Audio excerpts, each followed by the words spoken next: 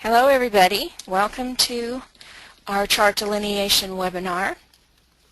Hello all and welcome. I hope you all had a good holiday season and a happy new year. I'm not going to go through the protocols. You guys have all been with us before. You know about raising your hand if you have a question, and we've got you on self-mute to minimize the noise. So let's just go straight into this presentation.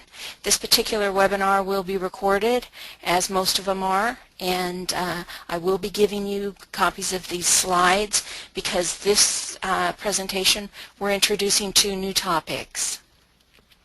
We also have two guest presenters. Tracy will present her chart, and Michael has a treat for us. He is going to give us some insight into the chart of Alice Bailey. Any follow-up questions we'll post to the Student Union. We'll email that to themoirafederation.com, and we will include the link to all of the recordings in this series.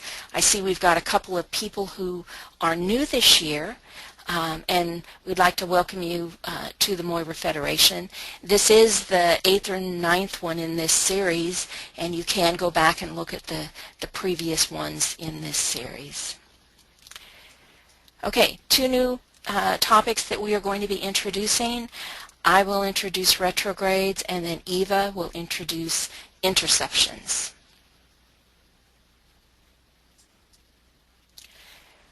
Retrogrades. I've always considered retrograde planets to be tap dancing. You know, they go a little bit forward, then they turn backwards for a bit, and then they go forward again for a third pass over that same ground that they've been covering for several months or years, depending on some planets. With some planets, it actually seems like they're just tap dancing their way across the solar system because they're retrograde so often. And recently I heard a similar analogy that I really liked. It likened the planet to Fred Astaire, who of course is a very terrific dancer, and his partner Ginger Rogers. Fred got to dance his heart out, but Ginger was always moving backwards, and she did it in high heels too, mirroring everything he did. In other words, he was like a planet moving direct, while Ginger was like a planet moving retrograde.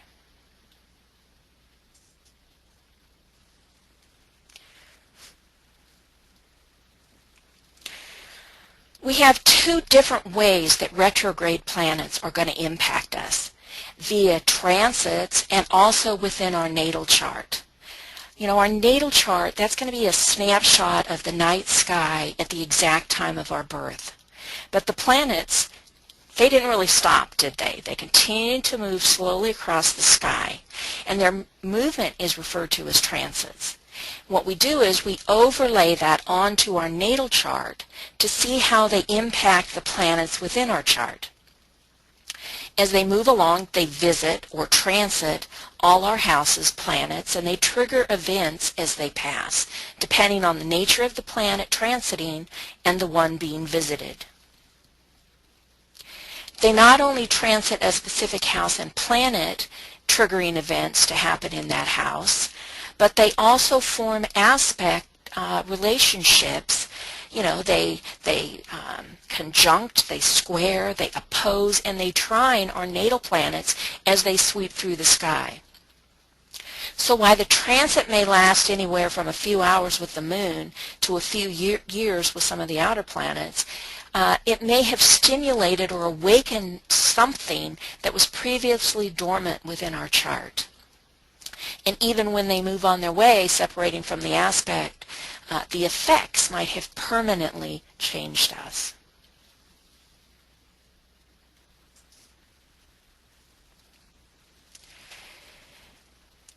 Keep in mind that while we all might feel the fleeting effects of a Mercury retrograde messing up our communication somehow, and he does, transiting planets need some kind of context. They need an outlet of expression within our natal chart. So it's only through specific contact of the transiting planet to the natal planets, such as conjunctions, squares, trines, and oppositions, that the long-term effects are stimulated or triggered. And you can see what I mean here with the specific transits that I had in December of 2004. This is my natal chart right here in the inner, and these are my house cusps on the outer wheel. And these are the transits that were going on 26 December 2004. I don't have anything at 5 or 6 degrees, so the transiting sun and earth, right here, and the moon, they weren't impacting anything in my chart. But look at transiting Saturn. Oh joy, don't we all love transiting Saturn? Look at what he's doing. He's retrograde, so that means he's just passed over my natal Mercury and Uranus combo, and he's turned backwards and he's going to hit them again. Won't that be fun? Well, wasn't it? Actually it was. It was very fun. T-Mars, right here, transiting Mars, is at 0 degrees, which means he's fixing to move in on making aspect to my midheaven and nadir. And this is going to set me up. Oh, and by the way, who else is there? Transiting Uranus. So what this is going to do is this is going to set me up for an 18-month stint with Uranus here. And what's going to do, it's going to impact my career, isn't it? So this is what I mean when I say tap dancing. For 18 months, transiting Uranus is going back and forth over here 3 times. And that actually did set me up for major changes in my career that commenced on 26 December 2004, this date here, when I packed up my little car and I moved from Arizona to Florida, leaving my husband back there to sell his business. And while these outer events and everything were pretty mundane, they also triggered inner spiritual events as well. At this same time, transiting Chiron had just completed a return to his natal position, where I had Chiron retrograde. See? Here's transiting Chiron right there on my natal Chiron retrograde. So what does that mean? I was about 50 years old. This was my Chiron return. Major things happening. And that's how transits work. That's how forward and retrograde planets work, and that's how they trigger things within our natal chart. So see, I had this transiting Chiron opposite transiting Saturn right smack dab on this configuration in my chart, and it also made aspect to many other things that were at 24 degrees within my chart. So major things going on. Like I said, it affected me both my inner spiritual work that was going on, transforming actually. These are planets of change and transformation. They're planets of opportunity, change, adjustments, and boy did that happen in a big way. Okay. That's transits, and that's planets retrograde in transits, all right? The second kind of retrograde is when we have planets that are actually retrograde within our natal chart. To refer back to my previous analogy, when we're born with a retrograde, we learn to dance like Ginger Rogers did. With a transit, it might be like gearing up for a few appearances on Dancing with the Stars, but natally, it's going to be an inherent part of who we are and something we carry with us our whole life. Ginger taught herself to use this aspect of her life very well. She learned not only to cope with going backwards, but to excel at it. In reality, she was guided, wasn't she? Fred was there with her, guiding her along. This is true for anyone with a retrograde planet. They learn to use the energy of the planet effectively in whatever fashion it is inhibited, guided by their soul impulses or lack thereof. Maybe you experience a natal retrograde more internally, more carefully, more reflectively. Maybe you understand the energy at a deeper level. Whatever the case, try looking at it from fresh eyes, from the angle of the soul. Are we constantly looking back over what we've already done, making sure it's right? Are we learning from the experience of our retrograde planets? Do we frequently get the opposite or unexpected impact from something we did? Are we looking at it as the observer, looking for the inner cause of some outer effects?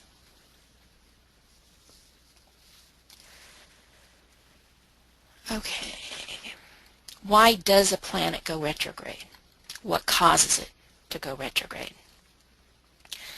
We talked about a little bit about retrogrades in the May 2014 webinar, the first one we had on this series. And they appear to us to go backwards based on the mutual position of the Earth and the other planet in relation to the Sun. This happens when the retrograde outer planet is opposite the Sun and therefore conjunct the Earth. As the Earth moves faster than the outer planet, it catches up and overtakes the outer planet in their respective orbits. Planets closest to Earth go retrograde the least often because their orbits are closer to that of the Earth's one-year orbit. Venus and Mercury retrograde motion is a little bit different because they're inside Earth's orbit.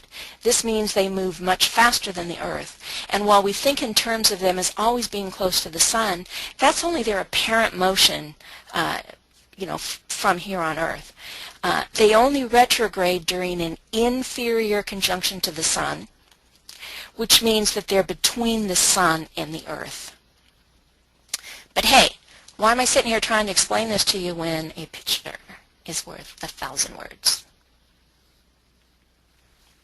So here's the Earth, here's Mars, and you can see the Earth catching up, then overtaking Mars, and this is what it looks like to us is happening.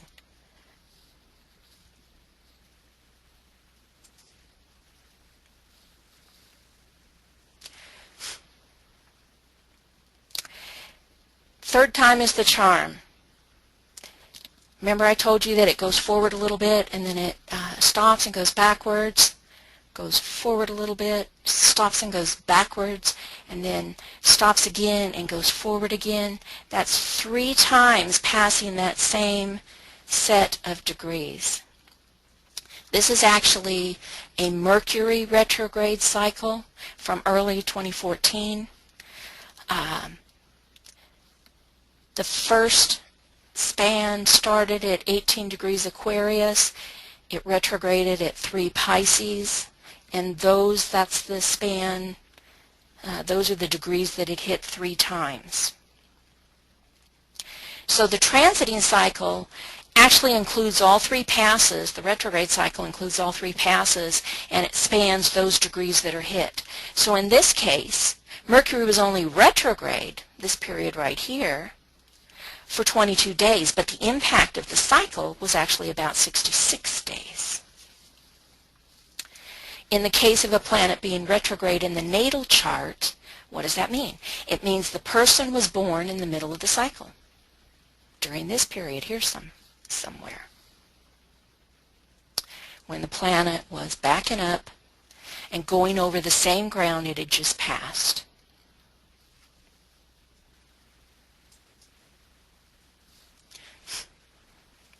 Mercury retrogrades the most often, and that's very important to us as he's the way that we communicate with others. So if we're born with Mercury retrograde, we'll carry that with us throughout our lifetime. But we also saw that transits can affect humanity as a whole. Specifically, transiting Mercury goes retrograde every 4 months for about 22 days each time, but the retro cycle, as we just saw, is about 66 days long. In other words, about half of every year, Mercury-related things, communications, ideas, thoughts, even machinery. They're either poised to go hooey, are currently going hooey, or we are fixing the mistakes from when they just did. But hey, it's something we all learn to live with, isn't it? It's part of our daily life and yearly cycles. The two planets retrograding the least, Venus and Mars, are also part of our very important personal arsenal. Venus retrogrades happen about once every year and a half for about 6 weeks. Mars retrogrades a little more than every 2 years for about 10 weeks. So natally, these are going to be uncommon occurrences. Jupiter is retrograde in total about 1/3 of each year, while Saturn and beyond are retrograde for progressively longer periods of time, as you can see from the slide here. So while we may or may not be born with any retrograde planets, we still can be impacted by them for some period of time via the motion of the planets as they transit our charts.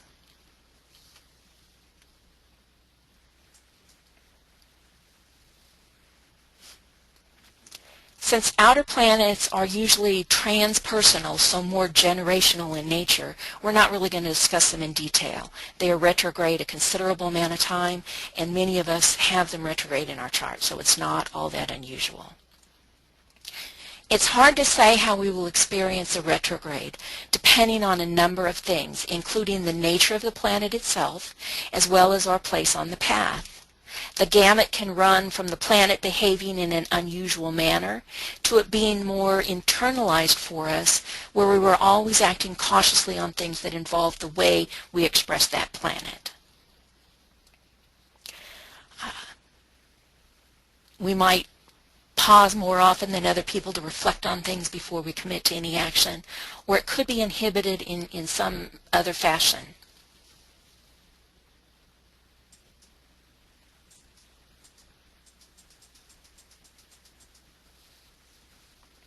Here's a quick rundown on the more personal planets, and the next slides will get into it a little more in detail. These are our basic modes of operation. Mercury is how we communicate with others. Venus is how we relate to them. Mars is our own personal little action figure, how we act and react. Jupiter lifts us, expands us, and teaches us to venture far, while Saturn reins us in, provides structure and limitation, and teaches us responsibility.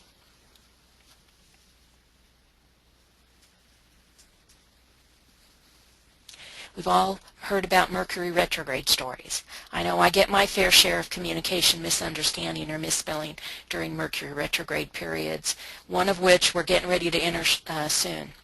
So yes, communications can and do go haywire, but it's always a time to listen to our inner self, what needs to be slowed down or reflected on.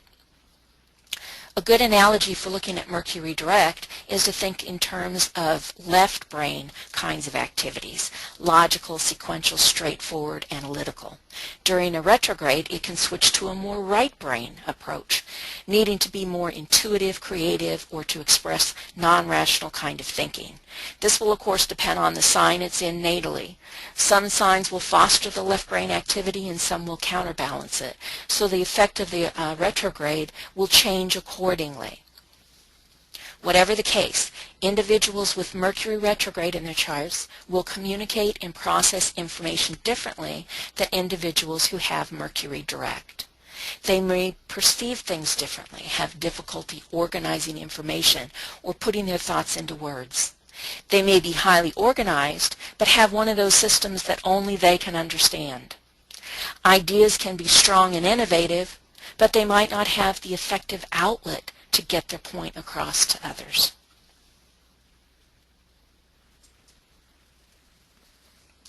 Just as Mercury was all about thinking, communicating, and expressing ourselves, Venus is primarily about how we relate to other people. Venus direct is usually friendly and social, but retrograde she can become shy and withdrawn. Relationships might seem more internalized or have hidden currents. Of course, this again depends on the sign she's in and whether or not the retrograde enhances the normal attributes of the sign or not. So individuals with Venus retrograde in their chart will relate differently to people than is expected. They may have difficulty projecting their feelings or feel that they lack an emotional fulfillment somehow. If they internalize things, it could mean a constant reevaluation and reliving of emotional moments.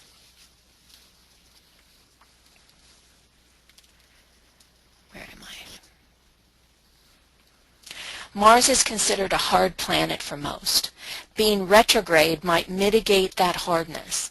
Mars direct represents our approach to conflict, hostility, anger, assertiveness, also our ability to take action. If internalized because Mars is retrograde, it can turn that anger in on ourselves. Maybe require constant regrouping and reevaluating of things before you can take any action. Individuals with Mars retrograde in their charts might have delayed reactions to situations.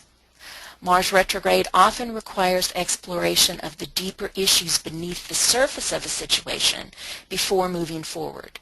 It can also be a wonderful opportunity to explore yourself deeper and see what triggers intense reactions. But this might take a trained therapist. Mars can really bring up some issues there.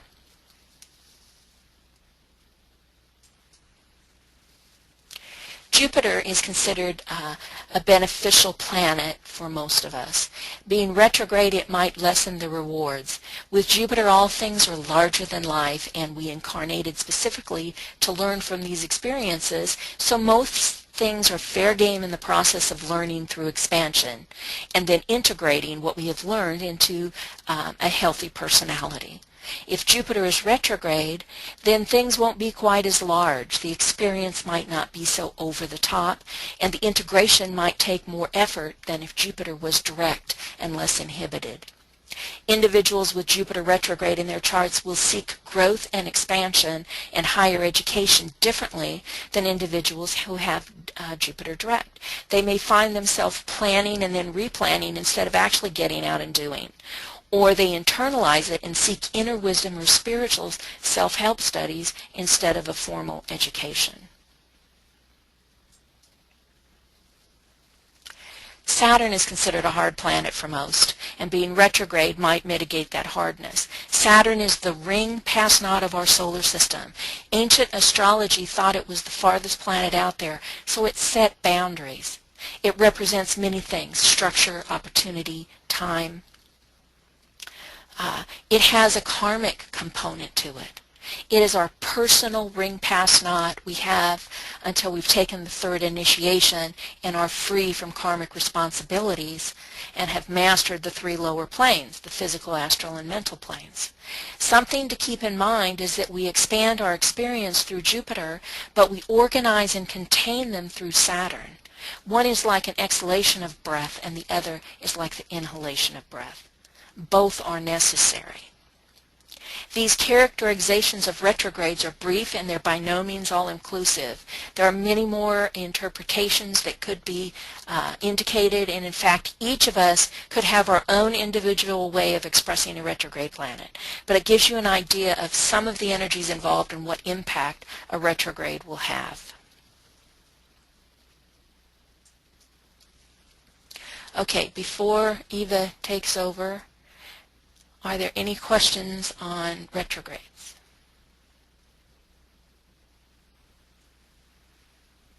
Okay, that's fine. You guys can, if you have any questions, we can get to them later on, so give you time to think about it. Okay, Eva, you ready? Okay. I hope you can hear me now. Yes. Great. Okay, everybody, we're going to talk about interceptions. And before we actually do, I want to point out that astrology is a third ray science. What do we know about the third ray? Is that it's complex. There's a lot to the third ray. It's about multiplicity and a lot. So although these things that we're covering today just add more, another dimension to astrology, the most important thing that I would pass on to any student is that if you know the sun, moon, and ascendant, their rulers, and the relationships or the aspects that they make within the chart, you will know so much about an individual that you are looking at. their chart, that is. So all these are extra, and we can go on and on teaching you more and more extras. But in all honesty, is it that essential? I would say not really.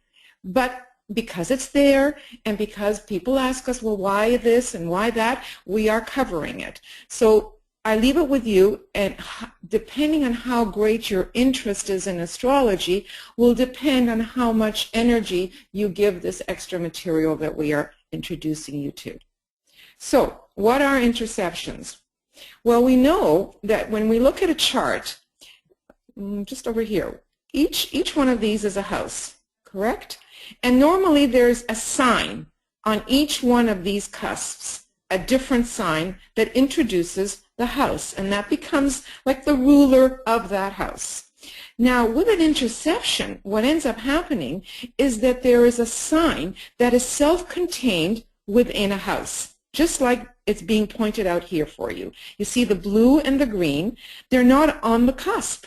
They're self-contained within the house, which automatically means that it does not give you its full expression because it's contained. It's not ruling the house. It's not on the cusp and therefore not ruling. And because always the signs work within an axis, whatever happens to one sign happens to the opposite sign. So whatever sign this is, its opposite is also self-contained. So you have one sign on one side and the other sign on the other side that is intercepted. So let's just leave it for that for the moment. We're going to move on to the next slide. Okay, so a little while ago, BL talked about Alan Leo. So we've chosen to work with Alan Leo's chart. Now, we also mentioned that there are different types of, what do we call it, different kinds of house systems. House system, thank you. Thank you, I drew a blank there. So we really, most astrologers work with one of these three. There's Placidus, there's Koch or Koch, as some people say it, K-O-C-H, or there's Regiomontanus, which is what we are using because Michael uses that for those that attend the conference. And these were the relatively new house systems, and they were established to avoid the huge, huge houses that would appear with those born on the very high latitudes of the hemisphere. So this kind of makes things a little more even, but it still allows you to have intercepted signs. So here we see that if we look over here, we see that Cancer is not on this cusp, nor is it on this cusp. It's intercepted. You've got it circled here by red. And therefore, its opposite is also intercepted, and that is Capricorn. So we have Cancer, Capricorn that are intercepted. What does that mean when a sign is not on the cusp? It means that its expression is not part of your personal environment, and therefore its energy or its expression is somewhat inhibited. It's somewhat restricted. It is not allowed to be its natural self as it would be if it was on the cusp. Now, when you have this setup, what ends up happening, because every cusp has to have a sign, you end up with double signs on, you have double signs. In other words, you end up with the same sign on two cusps. And here we see two Leo on the cusp of the 12th house, and Leo on the cusp of the 1st house, and its opposite, Aquarius, on the cusp of the 6th and on the 7th. Well, what does that mean? That means usually that you have to work with that energy doubly. In other words, it's an emphasis upon that energy. Okay, we're going to move on to another slide. I guess you have to do that, BL. It's not working that well for me. Or did I do it? I did it. Okay. Sorry about that. Yeah, okay. You did it. No, I did it, but yeah. Okay, so now we're on to the same Alan Leo chart, but with a different house system. And this is the Koch house system. You see the name way up here? It's the Koch house system. What does that do? It changes the sign that is intercepted.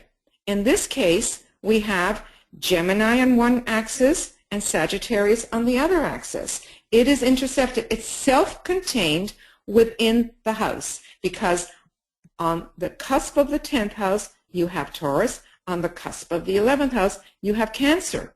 Gemini doesn't appear on a cusp. Hence, it is self-contained. It is intercepted within that house and its opposite as well. So therefore, it sets up, again, a double reinforcement of a sign on two cusps. And in this case, it's the same two. Okay, it's the same two. So again, what does all that mean? It means that sometimes we have to look a little carefully to see what is intercepted and what is not. And that's why some astrologers don't put that much emphasis on interceptions because they change. They change depending on the house system. They can change is a better way of saying it. They can change depending on the house system we use. So now that we have it intercepted, not only is the sign intercepted, but the planet within that sign is also intercepted. So here we have Uranus in Gemini is intercepted. And if we go back to the other one, thank you, BL, we had Venus in Cancer was intercepted, as well as Mars in Capricorn was intercepted. And how is that energy going to be used? It's so important to get that energy to be used because it rules other signs, right? It rules other houses. And so that energy that is locked up because being intercepted and being self-contained within a house means it's locked. It's almost like being in a closet. So the question becomes, how do we unlock it? How do we unlock what is intercepted? Well, the obvious one is to use the key, is to use the ruler of that intercepted sign as one of the keys. So if we go back again to this one, any one of them, doesn't matter. Okay, so the intercepted sign here is Cancer. Cancer's ruler is the moon. We would look for where the moon is. The moon is in Aries. So somehow using that moon will allow that Cancer sign to come out of the closet. That's one way in which we unlock. The same thing goes with Mars in Capricorn. Now Mars in Capricorn happens to be exalted, which is a very good thing when it's exalted. And exaltations, even though it's locked, even though it's lessened in its energy, but because it's exalted, that energy can be used to also help move the individual out of its locked, or the sign out of its locked position. Now we would also look for the ruler of Capricorn, which would be Saturn, and Saturn appears in Leo, and Leo, as you can see, is very important in this person's astrology because he has a stellium here and he has Leo on two cusps. So that Saturn would play a very important role. It is also sitting right on his ascendant. So again, once he learns to work with that Saturn in Leo, he could find a way to unlock this energy. Generally, we do not unlock it in our early years. We tend to unlock it a lot later. So we're going to move on to the next slide, which is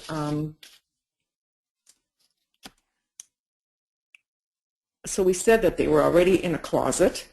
And with intercepted planets, it is important to release their energies, as has been already mentioned. Why? Because they rule the cusp of other houses. But as has been said, it takes time. It takes time because in our early environment, it's not encouraged to come out of the closet.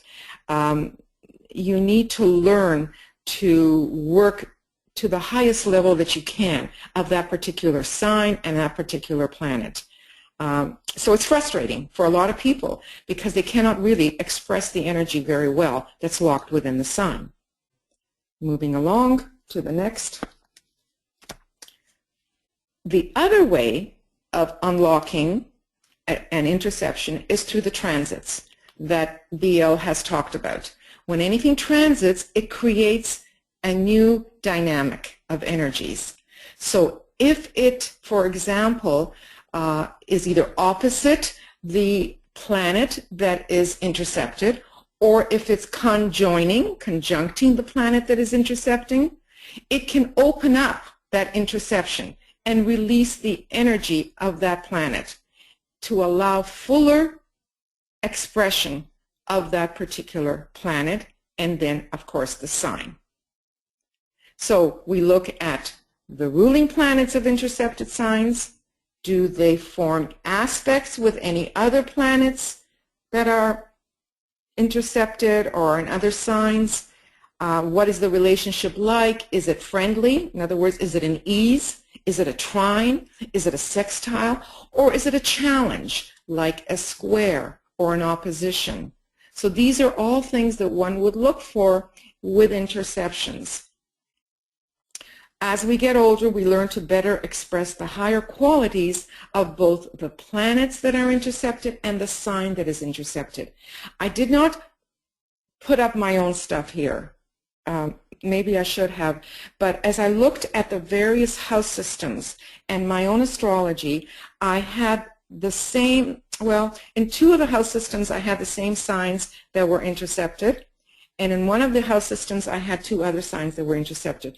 I could make a case for both, that in my earlier life, you know, when I was raising my children and I was more involved in their life, certain energies were not expressed because my attention and my life didn't permit that. Later on, for example, when Leo and its opposite Aquarius was intercepted in another house system, I was realizing that I'm expressing a lot more Leo qualities, much more creativity, much more Aquarian energy, much more service, because my children are grown up and I can allow myself to do those things. So we have to see what parts of our lives do different things express.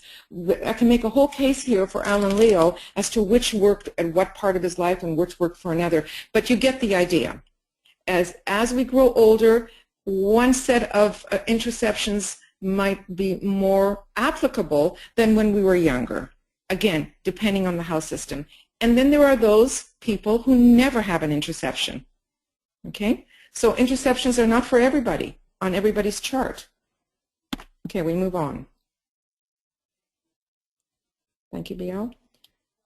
So not only are 2 signs intercepted, which means its energy is inhibited, but as we said, also the planets within those signs. So then we look at the 2 signs on the 2 cusps that are doubled up.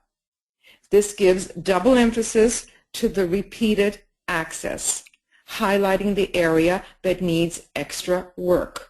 Because it's doubled up, it means that there's more of that energy and we need to learn to work with that energy, whether to use it better, whether to perfect it, whether to be much more comfortable with that energy. But we certainly have opportunity to work with that energy more so because, if anything, it's the opposite of being inhibited. It allows for its expression. So usually the first cusp is known as the primary focus, and the second follows the lead of the first. So and it can be considered dependent on the first house for its fulfillment, using the experience which already is being worked on in the prior house. Does that make sense? Do we kind of follow that? So the first sign that it's in is the primary, the second one is the secondary. Okay, so we move on. This is the sign axes and understanding their meanings. Now, you've had this information before, and we're not going to go through all the words that are on this slide. This is going to be for you to use as a reference. But it's very easy to work with this. We know that Aries is aggression. Libra is harmony. So we know that the axis deals with aggression versus harmony. With Taurus, Taurus is about practicality because it's an earth sign. Scorpio is much more compulsive, it's more possessive. So you have that as an axis. Gemini, versatility. Eva? Yes. We got a question here. Yes? Go ahead. Go ahead, Yeah. Victor. Yeah, I have a question. You said the signs on two cusps, and the one is first. Well, which one is first? Going counterclockwise or going clockwise? We are all considered here aspirants disciples. So we are all moving counterclockwise. This would not apply the same way, and we're not even, you wouldn't even be considering esoteric rulerships if you were working the ordinary wheel. So for us as students of this work and students of an esoteric astrology, we're constantly working with it anti-clockwise. Okay, so the first one is the one that's on the ascendant there on Leo. No, it's actually it's the one that BL is pointing out, because you're working going left to right. So that would be the first one. The second one would be going around the wheel. Okay. You see? Okay. That's the first one. Okay. That's the first, and then the one on the ascendant would be the second. And then as you move into Aquarius, the cusp of the 6th house is the first, and the cusp of the 7th house is the second. Okay. Okay? Thank you for clarifying. All right, very good. I'm glad you asked. So we're back to the consideration of the axes. And again, it's not a hard thing to figure out what the axes are. We know that Cancer is nurturing. We know Capricorn is authoritative. So you see the axes, and in many respects, they're opposites. They're totally opposites. Leo is the self, the personal. Aquarius is the impersonal, or the group. Virgo is analytical. Pisces is idealistic. So you have, in an axis, you always have a similarity in energy, but yet it's opposite. It's opposite in its expression, and it always is important to work on understanding the harmony that is between the two signs in an axis. This I leave to you to reread and to feel a little more comfortable with. Now what we're going to move on to is the next slide. And this is the part that you want to pay a little bit more attention to. So what sign, if you do have a sign that is intercepted, what is being inhibited, what is being restricted, and what is being held back in its expression? So we know that Aries is all about initiating new. It's pioneering. It's aggressive. It's independent. Well, that environment is pulled back, or rather that energy is pulled back in its environment so that the person becomes a little bit more meek, a little bit more mild, not having that daring to try new things. So that expression isn't there. Taurus we know is about warmth and affection, materialism, to feel confident and have a sense of self-worth. Well, again, that is discouraged. It is discouraged, and therefore there isn't that comfort level with all of those things. One can feel put down, can take things personally, being possessive of what they have, and so on. Gemini, what is held back is some kind of early learning, some kind of learning, education. It could be through an illness, it could be through a disability, or the need to care for a sibling. So you kind of see how we're working with this energy and how we're trying to give you a sense of what aspect of it, how that energy is being held back. In Cancer, either too much emotionalism or not enough emotionalism, or lack of security through the materiality. In Leo, suppressed creativity. In Virgo, the critical environment says you can never do anything right, so it could be criticism from others or self-criticism. But again, it is the mind is not allowed to analyze and figure things out in its normal way. Okay, we're going on to the next slide, BL. And with Libra, It's the way in which we relate to others is inhibited. It's discouraged, whether not being sufficiently independent or sufficiently forward in the way in which you reach out to others to have that relationship.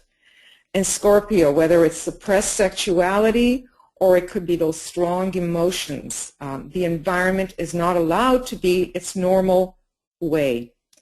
And Sagittarius discouraged from taking risks, or that strict and different kind of religious upbringing doesn't allow for that wide and open expanse that Sagittarius is so often associated with. In Capricorn, maybe there's some kind of discouraging from reaching those goals. Aquarius, friends, acquaintances, maybe the relationships that you create are too rigid. You feel trapped, not free to allow for those kinds of group involvement. And in Pisces, discouraged for having faith in yourself or getting in touch with your own intuition.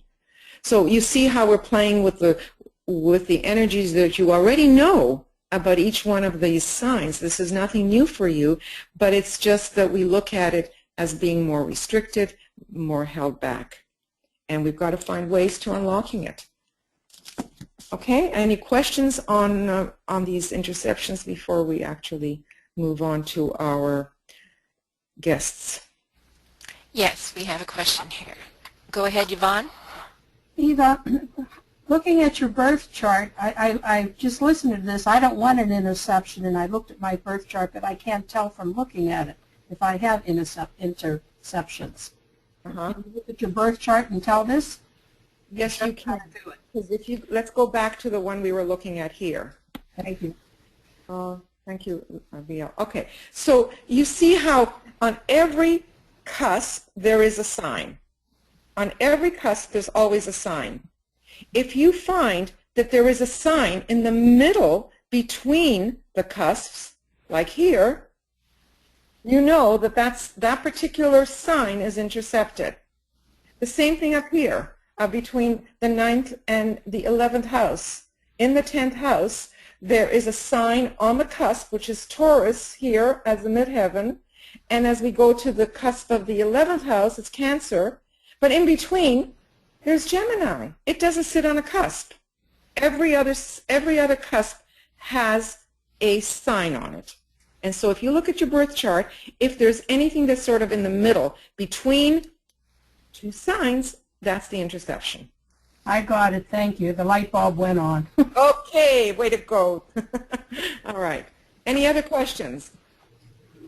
You're going to see the same sign on two different cusps too. So both of those phenomenons will happen. And yes, Yvonne, you have it. Okay. So, yeah.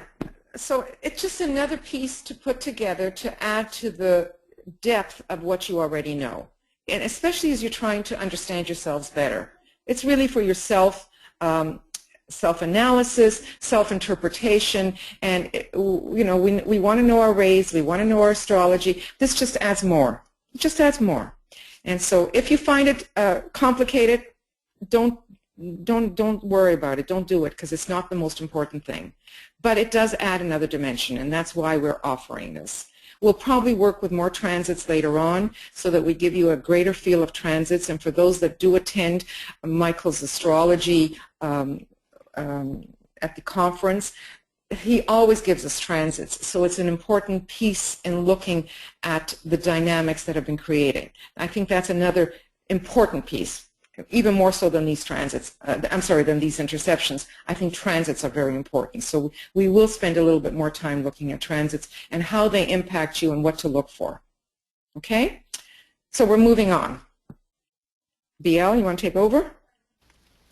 Well, no, I'm going to lob it to Tracy. Tracy, are you ready?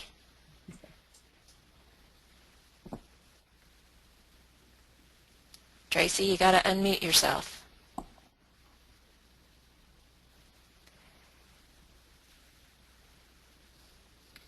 Tracy, you look muted. You look self-muted to me.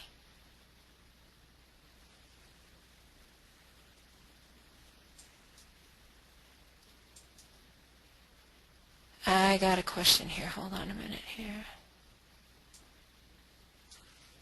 Trying to unmute. Oh, you know what? We had this problem last night. I couldn't unmute her, but okay, you need to click the microphone. Click the green microphone, and it should unmute you.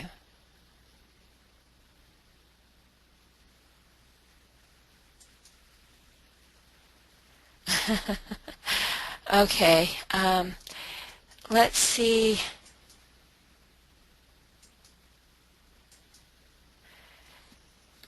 Brett, do you have any?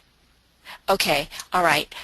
Tracy's going to leave us, and then she's going to come back on. So what I'm going to do is I'm going to go to Michael while that happens, and then we'll do Tracy later. Okay? Are you ready, Michael? Michael, are you there? I just unmuted myself. Okay, great. Okay? Okay. What I like to do when I'm analyzing a chart is to look at the general layout first. And what I've done with Alice Bailey's chart is focus primarily on the esoteric rulers and their interpretations, because she was presumed to be working towards her third initiation. So first I look at the hemispheres, and there is a preponderance of planets and points in the southern hemisphere. This would tend to show Alice Bailey to be an extroverted nature, recharging herself primarily through contact with others. There is also a higher preponderance of planets and points in the eastern hemisphere. This would tend to show her working primarily through self-initiated activities, or not relying on others to tell her what to do. In her autobiography, Bailey wrote about how she saw herself as an introvert, but much of her life was spent in contact with large numbers of people. She also discussed how she objected greatly to others telling her what to do and was very much a self-starter. Then I look at the quadrants. In her chart, the fourth quadrant is very strong, showing a potential for her life to be focused on social expression and a contribution to public service through both extroverted and self-initiated activity. This characteristic of her chart was strongly displayed in her life by bringing the next phase of teaching of the ageless wisdom in front of humanity. Everything about the arcane school was based on her insights and efforts, and Master D.K. did not interfere. Next, I look at the elements. There's a strong emphasis in fire signs, with a secondary and almost equal emphasis both in earth signs and in air signs. Very little in water signs. From an exoteric standpoint, two of the three most important components in the chart, the sun and moon, are in air signs, giving that element as much strength as fire. With the emphasis of fire in the chart, she can display the strengths of enthusiasm and confidence, but also the weaknesses of being willful, insensitive, and impatient. The fire energy is masculine and active, and these persons can be excitable. The secondary emphasis in air signs indicates a degree of focus in the mind, sociability on ideas which have not yet materialized, and on having an ability to detach, and so provide perspective and objectivity. Bailey was born and raised in an upper-class British family which employed a number of servants. She was generally quite sheltered through her youth and young adult period. She traveled extensively and lived in many different countries throughout her life. In spite of the sheltering, she was quite social. But due to the sheltering, she was often unaware about her worldly dangers. With her outstanding ability for telepathic rapport with Master D.K., She had a definite focus in her mind and was able to bring ideas into manifestation on the physical plane. The other secondary emphasis in earth signs shows the potential she had of being a practical realist, that she would be dependable and stable and have an innate understanding of how the material world functions. This emphasis allowed Bailey to develop a routine for her inner and outer work and exhibit great endurance through many illnesses in her lifetime. Next, I'm looking at the modes, and the planets and points shown in the modes are fairly balanced in all respects, with the fixed signs nudging out the cardinal signs, then followed by the mutable. The primary preponderance in fixed signs shows a tendency to a conservative approach, a tendency to caution, and one who is more stable. The secondary preponderance in cardinal signs shows a tendency for independence, seeking control over her environment, drive, and ambition, and a tendency to start things but with the potential lack of follow-through. I found this interesting in her story when Master DK first approached her in November of 1919. She flat out refused to help. She again refused the request 3 weeks later. It was not until discussing the matter with her own master that she accepted the task of working with GK. Now, in looking at the 4 angles of her chart, we see the ascendant-descendant axis in fixed signs Leo, Aquarius, relating to attaining self-mastery in Leo, leading to group awareness and selfless world service in Aquarius. Her self-mastery was shown by the control of the lower mind, so that her intuition was developed, enabling her to further perfect her telepathic ability. Through this higher technique of communication, she was able to be a world disciple, providing the next dispensation of the ageless wisdom to the world. The ICMC axis is in cardinal signs, Libra and Aries, relating to establishing balance and mental control, holding the mind steady in the light of the soul, and using the will and power intelligently in benefit to humanity through Aries, and then exhibit soul control over the personality through one's career and goals, and fostering the development of spiritual responsibility in Libra. Bailey was slowly able to balance her one-pointed aspiration to serve the Orthodox Christian Church by expanding her mind when she began to study the secret doctrine. She changed her spiritual focus by becoming involved in the Theosophical Society and teaching the first outer phase of the ageless wisdom through that society. She experienced a further change in focus when she chose to be more open-minded and inclusive by teaching through the Arcane School. She does have some stellia. Her chart shows stellia in Taurus with Neptune, Chiron, and Pluto, and also in the 10th house with Saturn, Neptune, and Chiron, and in the 11th house with Pluto, Venus, Sun, and the South Node. Normally, asteroids such as Chiron are not included when considering stellia, but Chiron, using love to overcome the lower desires through struggle, has been shown to be a significant force for Alice Bailey. So I have included those in this analysis. This shows a focus in her life in Taurus to develop and express the light of wisdom, in the 10th house for training the disciple in a vocation which will further the work of the master, and the 11th house where the 3rd degree initiate proves their worthiness. From her autobiography, Bailey many times described how the necessary resources appeared to meet her needs of the particular times. This was in terms of finances, in emotional support, in child care, and many other ways. Interceptions. Sagittarius and Gemini are intercepted in the 5th and 11th houses. The esoteric purpose of the Sagittarius-Gemini sign axis is to provide karmic opportunities to establish control of the opposites and resolve the dualities which may appear in many forms. The spiritual purpose of the 5th and 11th house axis is to use the soul's creative expression in service to humanity.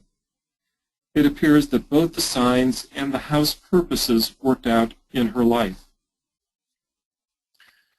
Now I'm going to talk about her race a little bit. And based on the information that I was able to get through from the autobiography, I hypothesized that her rayological makeup was a Ray 2 soul, Ray 1 personality, Ray 5 mind, Ray 6 emotional, and Ray 7 physical. Then I looked at some other things, and Dr. Robbins assigns Ray 1 to the mental and Ray 2 to the emotional. We also identified the emotional body as Ray 6 as either a legacy from prior embodiment or as a transformation to Ray 2 during that incarnation. She described her physical appearance as being beautiful and somewhat delicate, which is Ray 7. She spent much of her early adult life as an evangelist, taking care of wounded soldiers and working to convert them to the Christian tradition, which I saw as Ray 6. She described an inquiring mind, particularly in regards to spiritual matters, which early in her life as an evangelist, her mind was somewhat closed. So I saw that as Ray 5. The personality energy expressed as a pioneering woman who was independent and purpose-driven, I saw as Ray 1. And as a disciple of KH on the second ray, this strongly indicates the likelihood of a second ray soul. Next, I'm going to look at the moon, which is located at Libra Aught. The moon represents that which is past, the limitations and present handicaps. It governs the physical body and shows where the prison of the soul is to be found. It is this which is to be transformed. In this chart, the moon is located in the 3rd house, which from a traditional standpoint is related to lower communication, short journeys, the close environment, and siblings. From a higher standpoint, it is related to higher communication and telepathy, the search for one's spiritual path, and soul brothers and sisters. The lower self or personality dominating the Libran life can be exhibited as a perpetual swing between the pairs of opposites. The personality mantra is let choice be made. This provides opportunity for her to experience upheavals of every kind, along with periods of calm so that eventually the person will consciously choose to develop balance and moderation. In early family life, there may be an emphasis on appearance and social acceptance. With these issues, Bailey definitely dealt with in her early life. The higher mantra is, I choose the way which leads between the two great lines of force. Through her work with Master DK and the Arcane School, she strove to achieve balanced relationships through meditation on reality, honesty, and integrity, and by living up to these ideals. Upheavals in her life were stated to be lived in equanimity and balance. The exoteric ruler of Libra is Ray 5 Venus, found at Gemini 17 in the 11th house. The 11th house governs friends, organizations, and hopes and wishes. Venus represents love, wisdom, or the energy of the soul being expressed through the mind. Venus is also the esoteric ruler of Gemini, through which the person comes under the power of the mind, and knowledge is transmuted into love. In the 11th house, the energy of second ray Gemini and Venus works to bring soul expression into the mind, and from there to outer world friends and organizations. The esoteric ruler of Libra is Ray 7 Uranus, found at Virgo 5 in the 2nd house. Esoterically, the 2nd house relates to the detachment and release from things of the lower nature so that the higher nature or soul can take charge, and Virgo relates to the purification of the lower nature. Uranus represents the spirit or father aspect, which shatters the forms imprisoning consciousness. Responding to the energy working through Uranus in Libra helped Bailey in letting go of the attractions of the outer world so she could focus on the important matters of her soul work. There is a loose semi-sextile between the Moon and Uranus, being friendly and neighborly and showing that lessons of Virgo still have follow-up to occur in Libra. The Moon is square both the Sun and Earth, but they are not all three immutable signs. The squares do not create a challenge to be overcome between the past of the Moon and the probabilities of the Sun. Although they are in proper degree, because of being in dissimilar modes, the normally challenging square aspect becomes even harder to resolve. The Earth-Sun axis in mutable signs Gemini, Sagittarius, and the 11th, 5th houses relates to the resolution of dualities so that the soul's creative expression can be used in spiritual service to humanity.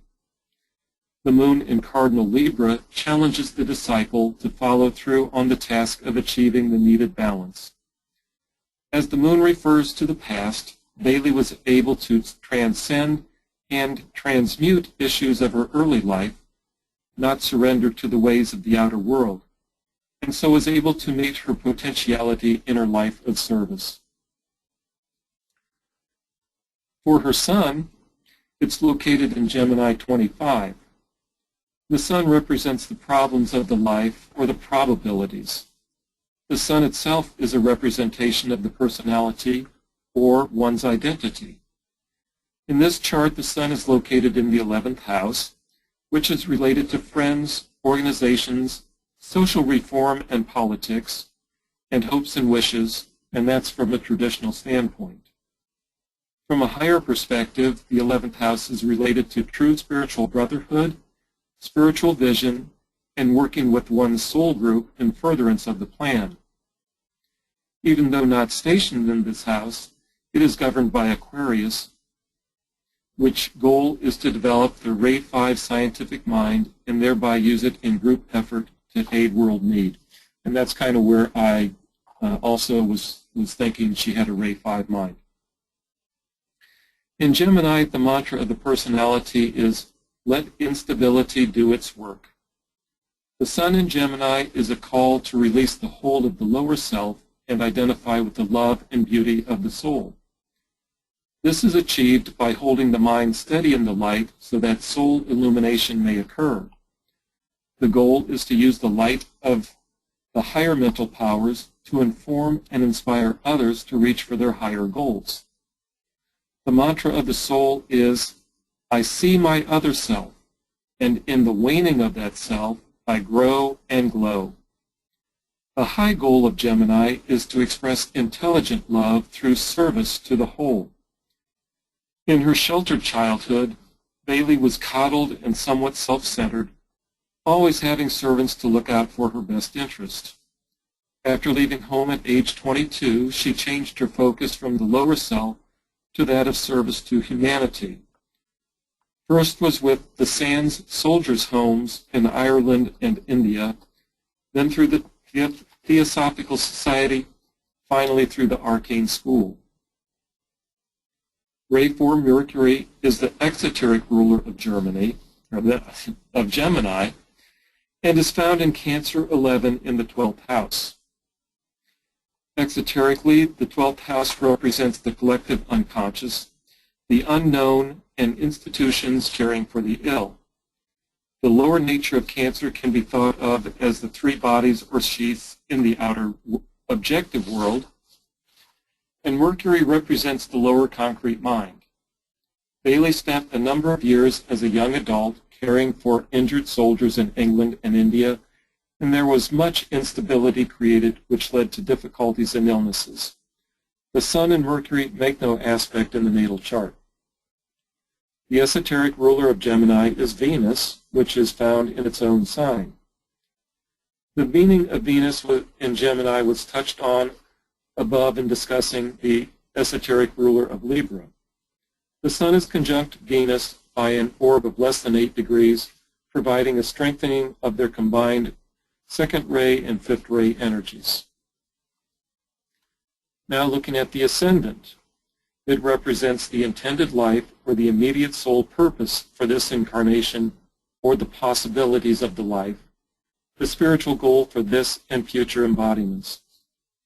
In this chart, the ascendant is located in Leo 9, with the possibilities in this life to raise the consciousness from the ego to this lower ego to the soul and become established in that higher center. In Leo, the mantra of the soul is, I am that, and that am I. The high goal in Leo is to develop a wise and intelligent disciple, one who will fight for truth and the higher way, leading humanity humanely to God. The exoteric and esoteric ruler of Leo and the chart is the second ray sun, found in Gemini 25. As the sun veils other planets, for Bailey it is veiling either ray 6 Neptune as a disciple or ray 7 Uranus as an initiate.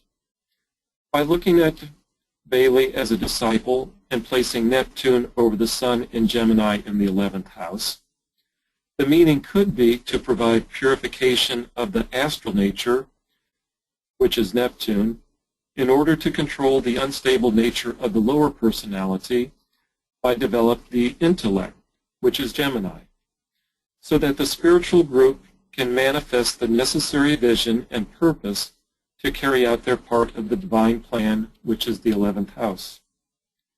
From a personality standpoint, Bailey was able to reorient herself to a much larger picture and become instrumental in bringing forth teachings of the ageless wisdom which are transforming the older cycles into the new.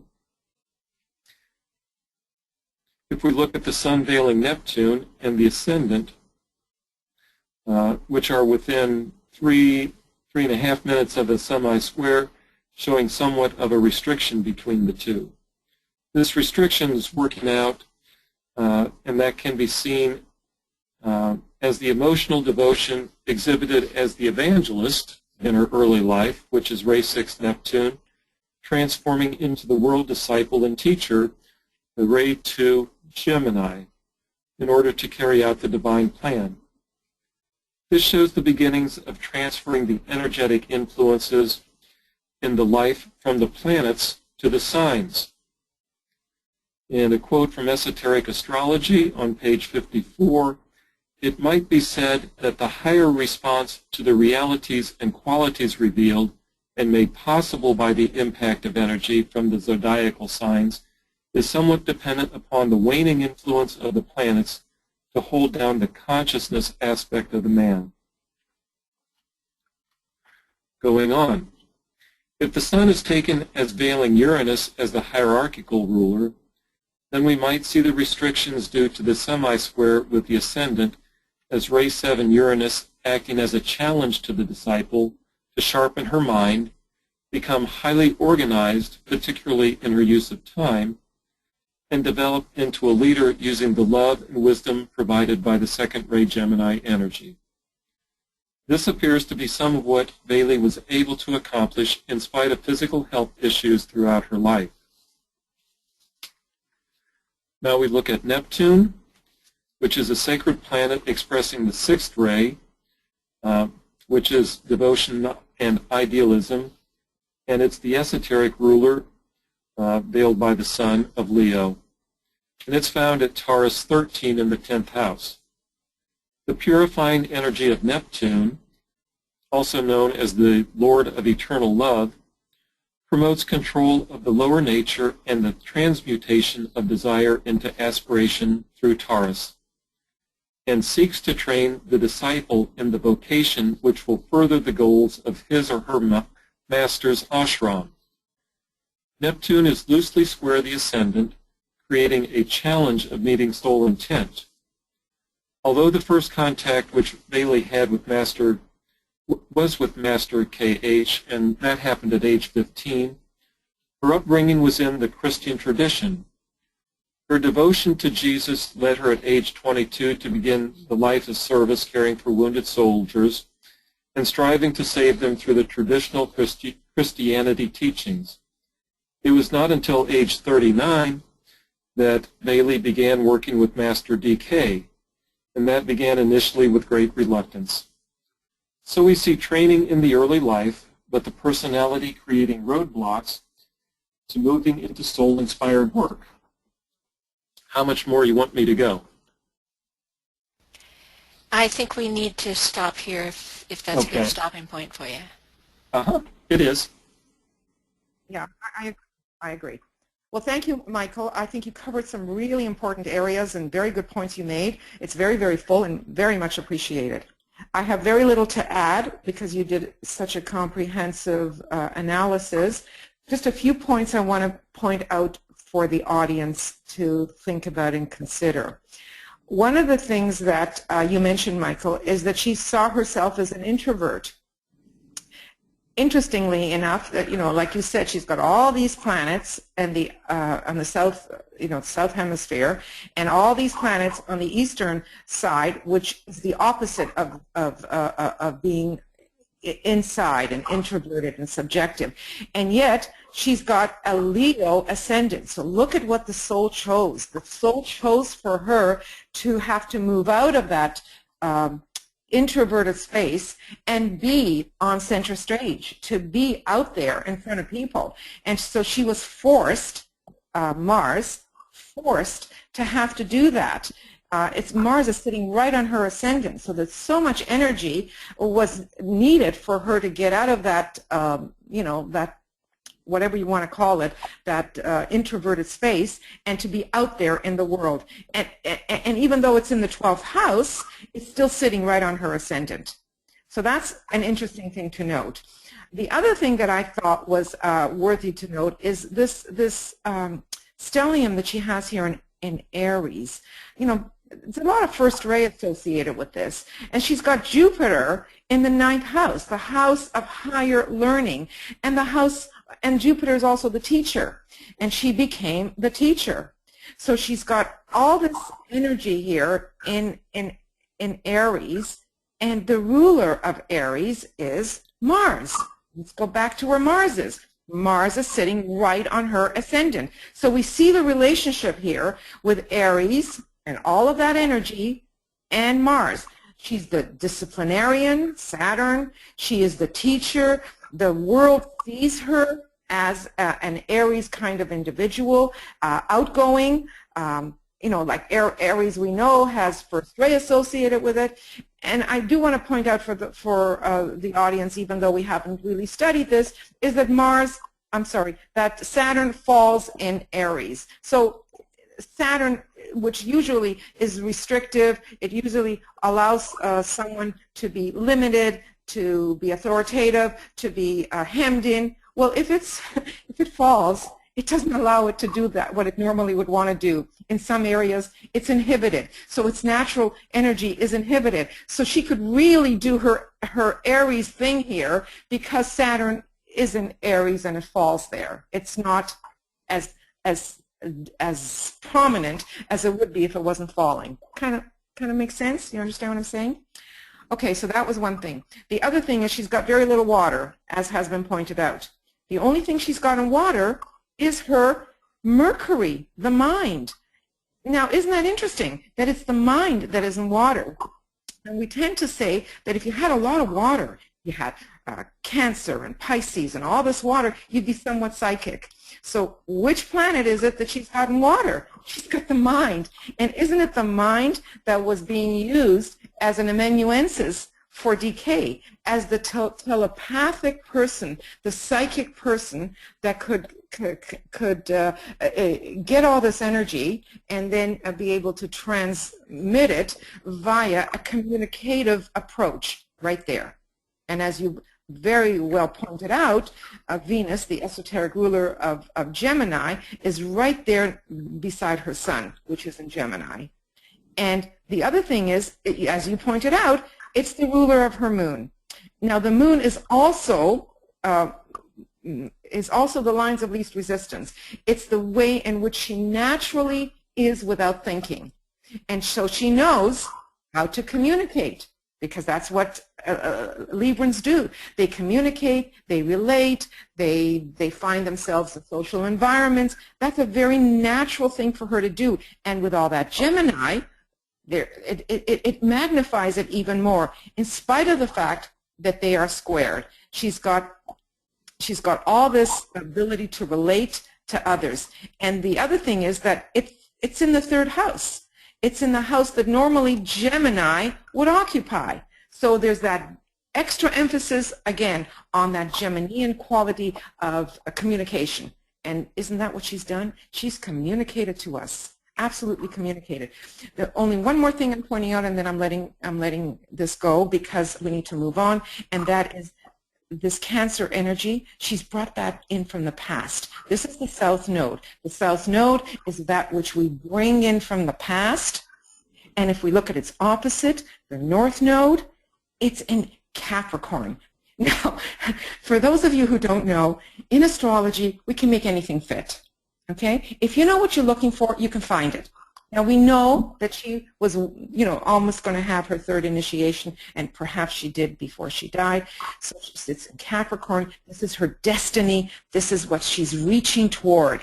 And initiation, as we have learned, is very much associated with Capricorn. It happens in Capricorn, and it happens in the 5th house, which is the causal body, which is the egoic lotus, which is the soul, right?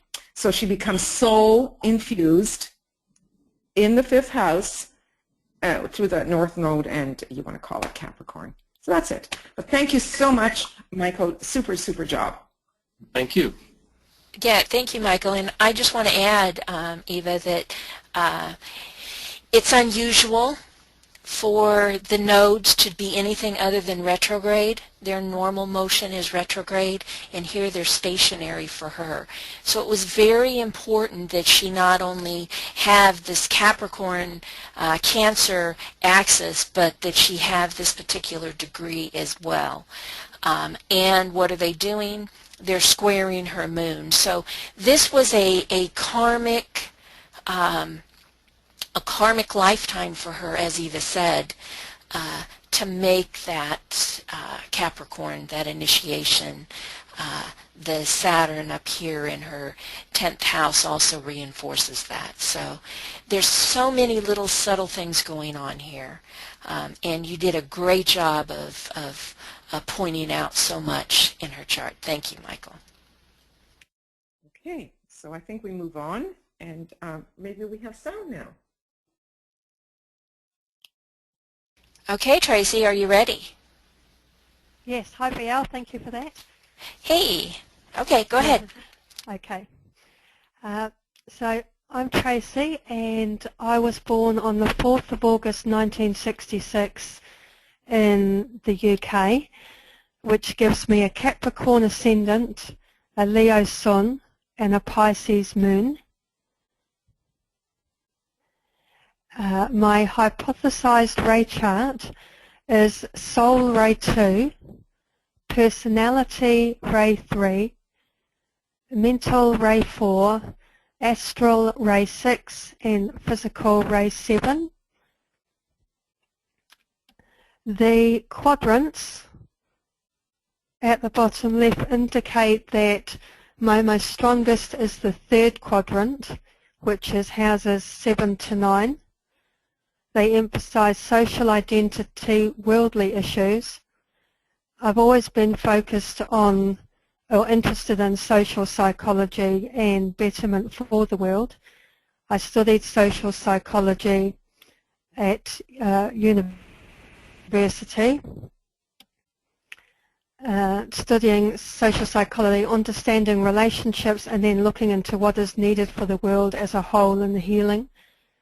Now interested in understanding spiritual approaches in an expanded cosmic system, so looking further out to the microcosmic and macrocosmic, and where I fit into this picture and doing higher service. This quadrant also includes extroverted group-initiated activity. I do enjoy social and group activities and like to make people feel welcome and included. The hemispheres, the balance of my hemispheres show that I have most in the southern and western houses. Southern is an environment of extroverted tendencies where you recharge yourself primarily through contact with others. I tend to find this works out for me through being with spiritually inclined people, where there are ageless wisdom teachings and development of spiritual pathways. I attended both the Theosophical Society and Christ College here in New Zealand, which is an esoteric group that are aligned to the Moria Federation. And I also enjoy group meditation. I always feel very recharged and that I experience much higher and deeper connections in group meditation. The Western Hemisphere reflects an environment of group-initiated activities and affiliations, and I have a preference of being with like-minded spiritually inclined people who support and uplift each other, and a preference to be with others rather than on my own when in external environments. I actually began working this year for an organisation called Unity New Zealand, which is where spiritually minded people work together to teach Christian principles through the New Thought kind of movement, which has been an interesting move for me career-wise from more mainstream administrative type work. My ascendant is Capricorn. The focus is on, for Capricorn ascendant, is on physical body discomfort initially to an expanding environment of soul expression, working with personality and in control of harmonizing the lower three fields. I feel that I'm doing some of that at the moment through studying with Moria Federation. I have had physical body discomfort to overcome, and through overcoming that I have studied alternative health, and now I'm looking to help others in the same way through reflexology